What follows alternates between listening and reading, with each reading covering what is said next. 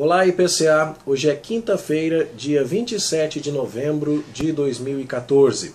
Nós estamos juntos há 823 dias lendo a Bíblia e hoje leremos os Salmos 116 e 139. Eu quero começar com você pelo Salmo de número 139, que é um salmo muito conhecido, porém ele costuma ser conhecido e muito citado por conta dos seus versículos iniciais, e raras vezes ele é considerado no todo. O salmo tem que ser visto como uma unidade, e os últimos versos devem nos ajudar a entender a mensagem dos primeiros, e vice-versa, os primeiros nos ajudam a entender a mensagem dos últimos também. O que é que nós conhecemos deste salmo? Que Davi fala a respeito da onisciência de Deus nos versos 1 a 6. A palavra não saiu da boca dele ainda, mas Deus já conhece, não é? Deus conhece o seu sentar, o seu levantar, e esse conhecimento que Deus tem a respeito de Davi é muito maravilhoso para Davi, ele não consegue atingir. Bom, a segunda estrofe do Salmo, que começa no verso 7, fala agora da onipresença de Deus. Dos versos 7 a 12, Davi celebra o fato de que não tem como fugir de Deus. Então, se ele foge, se ele tenta subir aos céus, se isso fosse possível, Deus estaria lá. Se ele fosse ao mais profundo abismo, Deus estaria lá também. E assim vai. Não é possível se esconder de Deus, nem mesmo nas trevas, porque nunca fica escuro para Deus, ele sempre consegue enxergá-lo. Bom, e por que não é possível fugir de Deus? Primeiro porque Deus sabe todas as coisas, depois porque Deus está em todos os lugares, e depois dos versos 13 a 18, que são a terceira estrofe do Salmo, porque Deus é quem criou e quem sustenta Davi. Deus é quem o formou no seio da sua mãe de um modo maravilhoso. Deus conhece até os ossos de Davi, Deus o conhece desde que ele ainda era uma substância sem forma, e os pensamentos de Deus são sobremodo elevados, não é? E Davi não consegue acompanhar toda essa grandeza. Já que Deus é onisciente, versos 1 a 6, onipresente, versos 7 a 12, o Criador e provedor de Davi, versos 13 a 18, Davi decide parar de fugir de Deus e orar para esse Deus, expondo o que está no seu coração e perguntando para Deus se está tudo certo, se é isso mesmo. Então, na quarta e última estrofe do Salmo, que vai dos versos 19 a 24, Davi começa a orar dizendo: tomara o Senhor acabasse com o perverso. Eu não quero esses homens de sangue perto de mim. Esses que se rebelam contra Deus e são inimigos de Deus. Eu aborreço esses homens, Senhor. Eu abomino esses que se levantam contra ti. Eu tenho ódio consumado desse pessoal. E a pergunta é, será que eu tenho o direito de odiar os teus inimigos? Então, ele confessa a Deus que está do lado desse Deus que tudo sabe, que está em todos os lugares, que é o Criador e provedor, mas ele quer saber, Deus, eu aborreço os teus inimigos, eu tenho ódio consumado. Dá uma olhada no meu coração. Verso 23. Sonda-me, conhece o meu coração, prova-me, vê os meus pensamentos, vê se há em mim algum caminho mau e guia-me pelo caminho eterno. Corrige-me se necessário, Senhor. Veja que coisa bonita então o Salmo 139 visto como uma unidade. Deus conhece tudo, Deus está em todos os lugares, Deus é o meu Criador e o meu sustentador. Não adianta tentar fugir dele, é melhor que eu apresente a ele o meu coração e peça a ele que me corrija naquilo que eu estiver errado. No caso de Davi, era que Davi odiava os inimigos de Deus e ele estava perguntando a Deus se de fato devia agir assim ou não. Que a consciência, portanto, irmãos, de Deus em sua majestade e em seus atributos divinos, de onisciência, onipresença, provisão, providência e como Criador, nos levem a essa mesma atitude de Davi. Que trabalhemos diante de Deus o nosso coração de tal forma que não tentemos esconder nada, porque isso não será possível, e que peçamos a orientação de Deus para toda a nossa vida. Essa é a mensagem do Salmo 139. Vamos agora ao Salmo 116. O Salmo 116 é parte daquela coleção chamada Halel egípcio. Halel é de aleluia, não é? Louvar ao Senhor, e uma coleção de salmos que vai do 113 ao 118 e que canta a libertação do povo de Israel e, portanto, tinha conexão com a libertação da Páscoa no Egito. E por isso, esses salmos, 113 a 118, são conhecidos como Halel egípcio. O Salmo 113 começa exatamente com a palavra aleluia, certo? Então, ele diz no verso 7 que Deus ergue do pó o desvalido, lembrando, portanto, da libertação. O Salmo 114 fala, quando saiu Israel do Egito. Né? O Salmo 115, que também já lemos, clama pela libertação de Deus em outro contexto, possivelmente pós-exílico, certo? E diz assim, por que as nações vão dizer onde está o nosso Deus? Não, Senhor, age, não para nossa própria glória, mas para dar glória ao teu nome. E assim vai, até que o Salmo 117 diz que por causa do que Deus está fazendo na história, todas as nações vão louvar a Deus, e o 118 fala do rei messiânico, a pedra que os construtores rejeitaram, que se tornou a pedra principal, angular, né? E salva-nos, Senhor, nós te pedimos, bendito que venha em nome do Senhor, falando do Messias. E vale a pena depois você dar uma olhada nos comentários que fizemos do Salmo 118, para você ver que toda essa coleção está muito ligada aos atos redentores de Deus em favor do seu povo de Israel. Com o Salmo 116 não é diferente.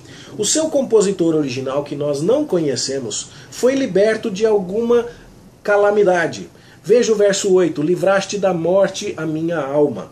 Pode ter sido por enfermidade, pode ter sido por batalha, a gente não sabe.